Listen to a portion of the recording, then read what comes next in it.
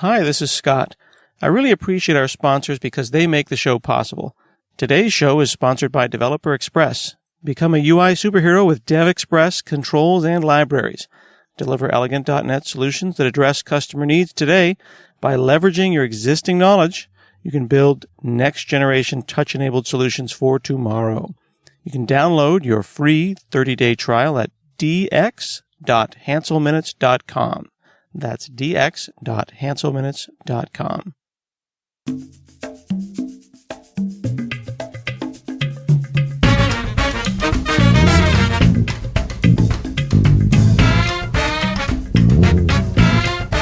From hanselminutes.com, it's Hansel Minutes, a weekly discussion with web developer and technologist Scott Hanselman. This is Lawrence Ryan announcing show number 441.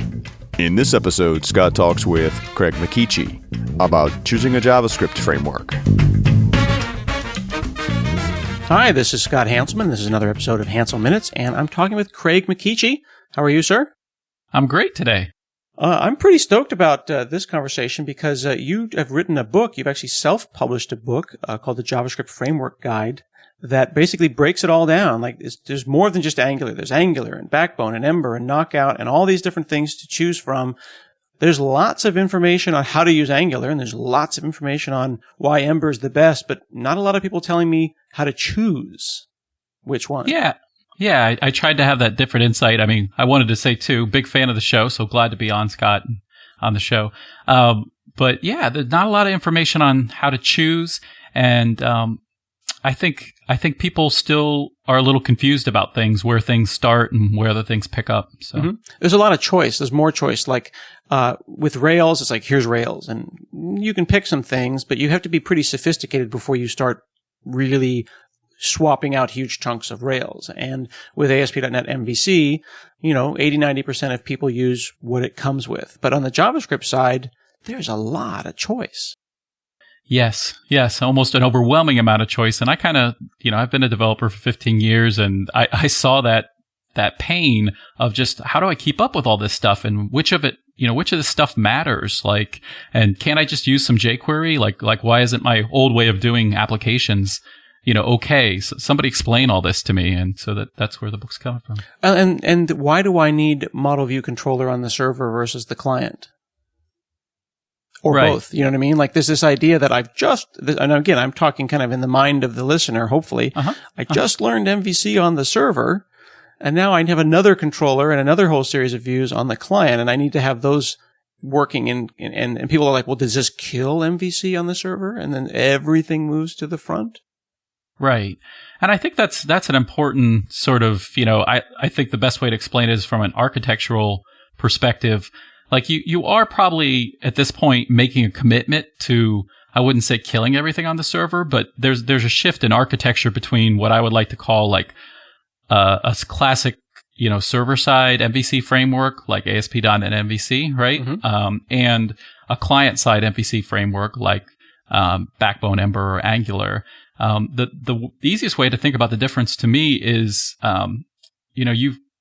where is the data and the template or the HTML mixed together? So in the case of, ASP.NET MVC, you got your Razor view, you got a view model or a model of some sort, and you're using the Razor template engine to kind of bring that together on the server. Whereas with these frameworks, what you're doing is you're sending that data down to the client as JSON, and you're sending static templates that look a lot like a Razor view. So in other words, chunks of HTML with interspersed dynamic parts to them, and you're sending those templates down to the client. And then in JavaScript on the client side, they're being assembled, brought together in the browser. So the browser is the main meat of the application, or the JavaScript code running in the browser is what's bringing those templates and that data together on the client. And so you really you're not throwing away what you do on the server, because you still need to serve those static HTML resources. You still need to serve JavaScript files. You still need to do your CSS and so forth. You still need an API, like a web API back there. But you are kind of The people get confused are the people who kind of see their application stuck in the middle, where they do a classic ASP.NET MVC application. They're close to the middle. They like it. They render it, but then they start doing more and more, AJAX and calls, and more, and the jQuery code in their client becomes bigger and bigger as they try to do more elaborate things on the client. And at some point, that gets to be a little bit of a mess. I mean, we can talk about that more, but that's sort of the idea there. So if you start, again, we're using ASP.NET as an example, but this applies to PHP and Rails and kind of any situation where, as you said, on the server side, the HTML meets the data, or the template rather meets the data, and HTML is produced in an MVC or in a classic kind of style on the server. And that comes across when we start adding progressively enhanced bits of JavaScript, whether it be jQuery or plain JavaScript, or as you said, Ajax-y type things, you start blurring the lines about who's really responsible for what, right?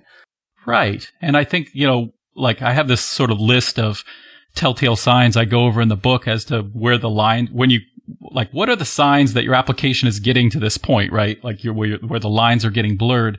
And, one I like to think about is the templates are being duplicated on the server and the client. So if you think about that progressively enhanced web application you described, that most people are doing right now, you've got a Razor view on the server, and you may have the same copy of that Razor view in Handlebars or one of the templating engines in JavaScript, and you might have that same template. And so that's very undry, as we're used to. You're really repeating yourself quite a bit there. Same thing with the models, right? You've got this view model or domain model on your server that you're binding into your view up there. But then you also have sort of that same state, in the client in jQuery. And, the other, big sign you see is I've done this a million times where you have you're storing database IDs in DOM elements, and then, going and, calling find or first on them to get the ID back out, so you can go rehydrate the state of that object, because you don't have all the state, you haven't committed to having your application in JavaScript on the client, if you will. But some duplication is inevitably going to happen, right? How do you know what's a good amount of duplication? Because the thing is, there's a model, and there's very likely a model of some kind in the database, or at least if you're using an ER type of a situation, a SQL situation. Then there's the model in memory as it moves through the web server, maybe. And then there's a model in JavaScript. You're moving data from one shape to the other. Is the goal to avoid that entirely and just stay in JSON the entire time? Just take it right out of a JSON store, send it right across the wire, maybe a minor transformation, and then JSON all the way to the end? I don't know that that's necessarily the goal. I think there will be some layers in between, especially as the application becomes more elaborate. As you hinted at, you need some layers of abstraction in there. You're not just going to expose your database to the web via JSON or whatever. So I think, you bring up a good point. I think, the problems come in when you're sort of half committed on both sides. You don't have this clear architecture. It's okay if you put some layers in knowing that you're going to need those layers. But if you're sort of building your app half on the client side in JavaScript and half on the server, that's where the real problem comes in. And no, it's not a perfect world, Scott, of course, right? These things will definitely have duplication some places. And I think, the one thing that's always puzzling to me that I still haven't come to grips with is, this idea of, is the model that you bring down to the client, via JSON from this web API, is this a view model, or is this a real model, a domain model? And so that's something that I've heard even framework authors differ on. Why do they differ on that? Why are there two kinds of models? Why is the model in the database so different often from the model in the view? I think it's different. I mean, at least with me, Scott, and I think a lot of your listeners will have experienced this. When I was, building ASP.NET MVC applications, adding that extra layer of a view model became really useful, particularly in situations where you're validating. Let's say you've got a date input and you want to input a date, and you might have that date be nullable because it's not a required field. on the UI, or you might even have it be a required field and have it nullable on the view model. Mm-hmm. But in your actual model in your database, you want that field to be required, to not be nullable. And this leaves you sort of a layer to do sort of UI type validation things and to shape the model based on the UI. Another common example of, that difference of the view model or presentation model versus the domain model is the whole, you need a count of how many items are currently shown on the screen. It's a very view-centric type thing. So, I think, I'm not sure if I, answered the entire question there. But that's why I think, view models are useful. In terms of, JavaScript and JavaScript MVC, mm-hmm. I see people differing because sometimes some people see the value in that view model, and I think some have not quite realized, that it's needed. Some of the frameworks maybe haven't realized, or the terms get mixed, right? People reuse terms to mean different things. I don't know how to describe that better, but a good example is Ember. A lot of people, if you really study Ember as a framework, the ironic thing is the controller, although it does controller-like things, they have a thing called a route in there as well that's not a router. But long story short, the controller really is sort of like a MVVM view model in some ways, where it's a very view model. It has all the view model properties on it as well as some behavior. So it's not apples to apples with your server-side MVC framework, mm-hmm. and it gets confusing where's the right place to put things. It seems like people take Angular, Ember, and then sometimes Backbone, and they refer to them all kind of at the same time. And you see lots and lots of articles where it's this versus this versus this. It's Angular versus Backbone versus Ember. And one of the things that comes up a lot is this notion of being opinionated. Some frameworks, I think Ember is probably a good example, that says, we are unapologetically opinionated, right? Like, here's the way you write applications. And then others, and I would probably use Backbone as an example of one that's a little bit like, here's some things. Enjoy. You know what I mean? And I think, to say that it's a little bit unopinionated is an understatement, right? Like Backbone has almost like, it can be almost frustrating at times how little opinion it has, but sometimes people, I think some developers just love this, right? The guy that likes to invent things, the developer that likes to invent things, this leaves them a lot of freedom, know? So yeah. And that's definitely true in terms of opinionated and convention and stuff. Ember's the most convention over configuration, opinionated framework, mm-hmm. very much out of the Rails community and so forth. Do you think that's because of the people who wrote these things? Like, should I read into the men and women who worked on these projects and say, oh, I like this programmer because they're really opinionated, therefore I will like their framework? Should I be making my decisions on my framework based on where myself, like how much guidance I want on my own personal slider bar from to super opinionated? Right. I think it's definitely something it's an input in the formula, right? Like there's so many facets to choosing one, but that is one that I do bring up, in the book. It's one that I've written about online, and I think a very valid one. Like, people should realize, who wrote these things? Who are these people? Mm. What background do they come from? Do they agree with their opinions? What other frameworks were they inspired by, and so forth? I like to, one thing I like to talk about is, whenever you hear like a great musician who just like, maybe not a great musician, but a musician who just, put out an album or something like that, mm-hmm. They get interviewed by a journalist, and the journalist often says, who were your influences when you were growing up? That sort of thing.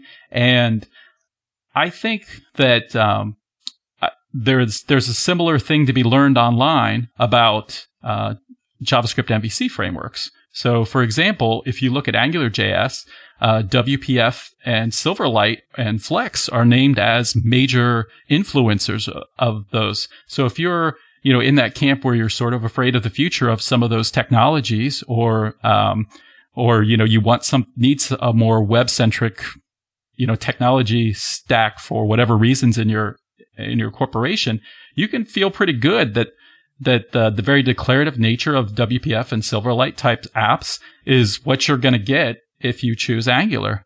I really like, just backing up just a little bit, I really like the idea of looking at people's influences. I like that analogy. I mean, you might listen to a musician and go, yeah, I can hear that Jimi Hendrix influence there, Rarely do I hear that kind of stuff amongst web developers. I don't know if it's a lack of a sense of history. I think that amongst language wonks, amongst F# people who might say, oh yeah, well, you can definitely see the OCaml, influence in that particular language feature. I maybe I'm not listening to the right people. Hopefully I'm not speaking incorrectly here, but I don't hear that a lot. And I like that idea that is another input, as you say, into the formula that what were they influenced by? What kind of an application were they building? That's another great question. When so-and-so built Ember, they built it for a reason. Like when DHH built Rails, he was building it as a generalized thing, but he was also building Basecamp, right? Right. So he had a reason to build this. Yeah, I think that's good to understand, where these people are coming from. I think when Jeremy Ashkenas built Backbone, he was largely in a jQuery or plain old JavaScript world, and he was just improving the world he was in, which was, I've got jQuery and I'm really good at JavaScript, but I'm still writing a lot of repeated code over and over again. And I like I'm embracing these micro frameworks. I like the fact that, I want a really light framework and I want a really unopinionated framework because I know what I'm doing here. So that's another example. And then the Rails one is what you said with like DHH and, convention over configuration. ASP.NET MVC is, based on these same ideals or whatever. And I think, that's what you're going to get with Ember. I mean, it looks scarily like, the Rails APIs, right? When you look at it and it's so Yehuda Katz and Tom Dale are the major, public figures on the Ember project. And they came from, Yehuda Katz is on the core team or was on the core team of Rails. He was also on the core team of jQuery, or is, not sure. But, right. But you can see their influences, there. So just looking at that and saying, hey, which one of these guys, these past technologies do I associate with? Not to beat this to death, but another interesting thing that a lot of people don't realize is AngularJS came, a large influence from the Java community. In particular, what people love about it is its testability and the dependency injection. And all those IOC containers, like in particular, the authors will mention Juice when they talk about the inspiration for AngularJS, which is a popular IOC container used at Google quite a bit in Java server-side applications. So, they were saying, hey, we like to write our applications, have them be testable. And the way we achieve this is through IOC containers and dependency injection. So we're going to build a framework that makes that really easy to fall in the pit of success with that. And I think it's important to point out that we're not talking about overly focusing on individuals or individual personalities, but rather, in my opinion, on the values that were valued at the time that someone wrote these things. What was the thing that they valued? I'm not trying to make a value judgment saying that like, oh, Rails is good or oh, Rails is bad. But if you like their API, if you value their design style, if you find their aesthetic attractive, then this JavaScript framework might be more interesting to you, right? Like, right. I use it in the analogy I've used a lot about, hey, you like Rails? You like Ruby? Maybe check out CoffeeScript because CoffeeScript is kind of what a Ruby person would like JavaScript to look like. Hey, you like C#? Maybe look at TypeScript because it's kind of what a C# person wishes JavaScript looks like. So if you really are enamored with Rails or if you really are enamored with, Silverlight style development, maybe look at this framework or look at that framework. So thinking about the individual is one way to look at it, but the other way is what do you value and does it align with what those other frameworks value? Right. That's exactly the point. That's great. Is that true? Okay, good. Well, I'm glad. I was just making that up. Okay, so in your guide, do you have an opinion? Do you let your opinion leak, or do you try to be agnostic? I have an opinion. I try not to let it leak because, just to give you a little background on myself, my dad was the editor at a small town newspaper, and I was a journalism minor in college. And I think, one of my sort of innate strengths is being able to be unbiased about things, but that doesn't mean not having opinion or reporting exactly what is really going on with things. But it just means not being like too much of a blind fan of a given framework. So I think, I'm able to look at each one and say, I don't like that about Backbone, that it's unopinionated, but here's why it would, here's the kind of person that would like it. And instead of just,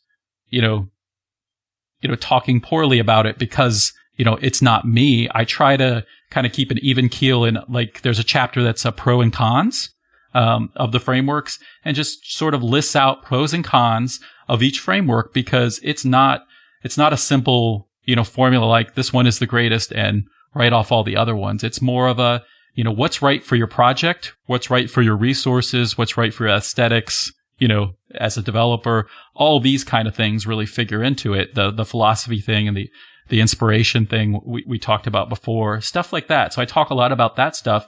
So I like to think, I give strong opinions in the book, but I try to stay unbiased. Mm-hmm.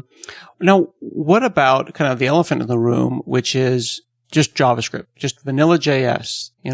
Why do I need a framework? And I know that for some people, they still love jQuery. For others, people are starting to feel that jQuery is kind of falling out of favor for vanilla JS. And there's even joke websites like vanilla-js.com that I use in my talks to remind people of, hey, folks, you don't need so many abstractions. Yeah, I think that, there are frameworks like Backbone. If you're a person who leans that way, you need, let me put it this way. My opinion is you need something, right? Why? You're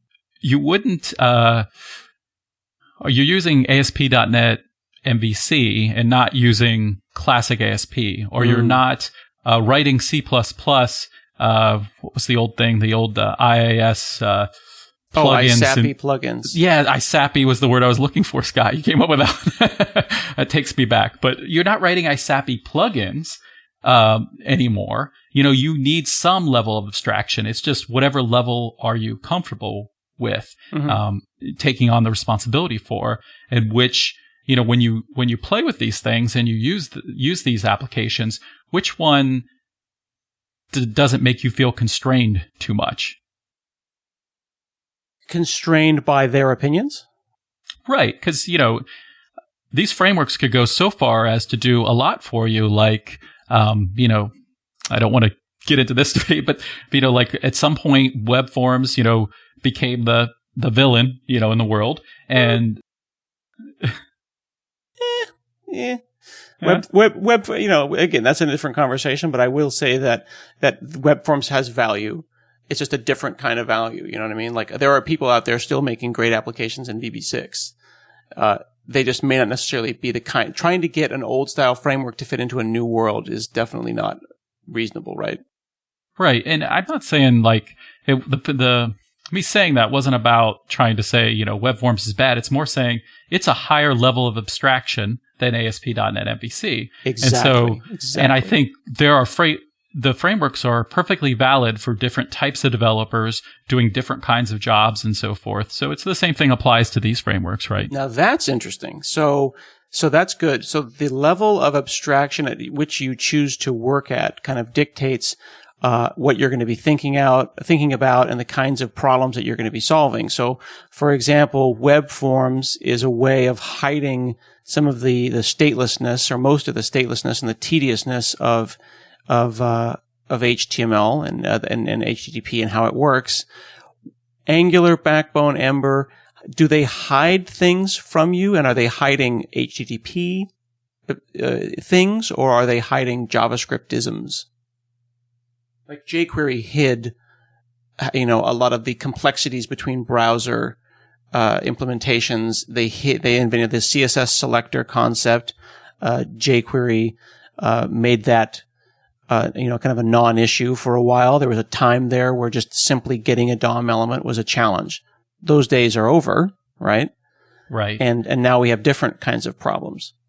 Yeah, I think, one way I like to talk about JavaScript MVC frameworks is to talk about, like, what are the features that are in this JavaScript framework? Like, what is really the pieces that make it up that are value add, right? So, okay, a router, for example, is a value add. So, just quickly addressing what a router is in an MVC framework, well, it's exactly what you're used to it being on the server in Rails or ASP.NET MVC, not MVC. It's in web forms now, right? It maps a URL to a chunk of code at the minimum with these frameworks. So, but what's happening is instead of that router running on the server, it's running on the client. So you're there in JavaScript and you click a link, but instead of that making a request to the server, the link doesn't actually, it gets hijacked by JavaScript and it says, oh, this person wanted to go here. So what do I want to do because of that? What code do I want to run because of that?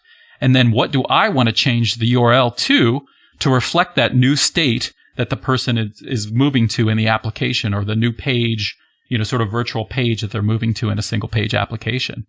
So, okay, but didn't you say that one of the frameworks used the word router and it wasn't really a router? Yeah, so it's actually, Ember uses, they have a router, and it is a router as you would expect. They also have these objects called route objects, which are something that is not seen in any other framework. And people often get confused as to what a route object is, and including myself when I was first learning, and what that sort of thing. And what a route is, it's sort of, this is a bigger conversation, but in summary, they use it to sort of, wire up their model, before the controller starts to work on it, basically. So they use it to go fetch data and do stuff. There's other stuff that it does, but in a nutshell, that's a good way to describe it in Ember. Okay, so without getting too deep into that, though, but the general concepts are the same, though. I mean, the routes exist, routes responsibilities are clear, as are controllers and how those things work. Right. So just to continue with what other features are in, a JavaScript MVC application real quickly, data binding is a big one, right? So this is not an unfamiliar concept to those of us who've worked in richer applications in WPF, Silverlight, et cetera, Windows Forms.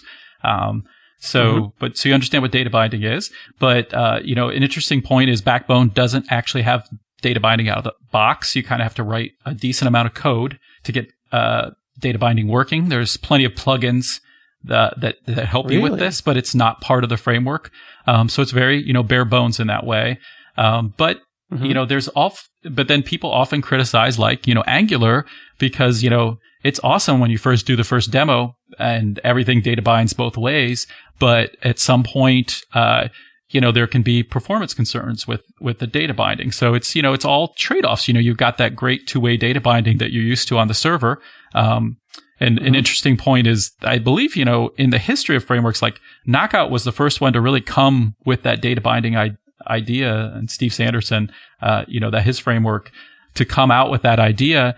And now a lot of people think of that as an Angular specific thing, especially outside the .NET world, where Steve's known a little better. But I think that's an interesting thing to know. But what's different about Knockout is, at least until recently, it's been pretty focused on just that data binding feature, and sort of when you get applications in a company, you might choose to buy to like a best of breed approach, and you might buy 3 different applications that are the best of breed in like a CRM and a marketing application and a general ledger system, and then wire them together through integrations, right? Or you might try to, choose to buy a suite where all these things kind of automatically work together. So when you talk about something like Angular, it's more of a suite where, all these framework pieces are in the box and working together. Whereas something like Backbone takes more of the opinion, okay, there's a lot of good routing libraries out there, like Sammy.js and History.js. And so use that for that. And then for the data binding, use me over here. And then, for some of these other features we'll talk about, use other things. So, and I think that it's, not as popular as it was at one point, Knockout. And I think they're moving to, adding some more of the features that other frameworks have, to sort of compete in that world. Mm-hmm. One other question I wanted to ask as we kind of come to the closing here is that there's other things that are kind of more fundamental, like module loaders and things like that. And they started with things like require.js, and now the idea of a module and a module loader are being kind of built into the language. What do I need to know about those and loaders as script loaders as I think about selecting a framework? I think the short answer is they all work with most frameworks. So it's just pick that as a separate choice. Or, with some frameworks, they have enough, or at least they have a lot in that area, like take Angular or Ember in particular.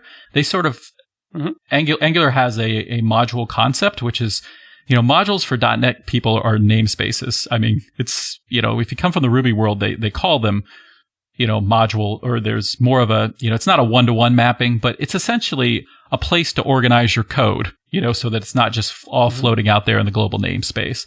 And so Angular can be a little more confusing when you're first looking at it, but it's very, it's written so that you can kind of namespace everything, without really being that good of a JavaScript programmer by default, and you kind of fall into the pit of success. And I think that's another reason people have liked it. And Ember has some of those same traits along those lines. So all that to say, you might not have as much of a need for a module loader with some of those other frameworks. I'm not going to want to get too much hate mail because there's people who you still need it. And yes, those frameworks do a lot more. Browserify is a very popular one lately, is what I've been hearing, if you kind of want the latest. But I think they're still evolving, right? Like all those module frameworks, the standards seem to be set, but they're still evolving. Yeah, it is definitely a challenge to try to figure out what the right decision is. And we talked a little bit at the beginning about all the different people and personalities. And as you start getting deeper and deeper, you think, oh, well, I'll use AMD. That's, asynchronous module definition. And then you poke around and you find blog posts from someone like Tom Dale of Ember, who's like, AMD is not the answer. Like, oh, well, it seemed like a good idea at the time. And then I think, what do I know, right? I'm just the one who wants to learn. So it's difficult. But I appreciate that you've put all of this in a book, and we can go and explore that. And you actually made a website for Hansel Minutes listeners. You can check that out at funnyant, FUNNYANT, just like it sounds, funnyant.com/Hanselman. You got a discount for listeners. That's super nice of you. Yeah. So, for a couple weeks at least. So when you hear this, please try to go right away if you have interest. 20% off for a couple weeks, because podcasts are a little vague on, timing and so forth. That's true. Podcasts do live forever. Right. If, after that, if you missed that time window, just go to javascriptframeworkguide.com and, you'll get to the same page. Very cool. Well, thanks so much, Craig McKeachie, for chatting with me today. It was a pleasure. This has been another episode of Hansel Minutes, and we'll see you again next week.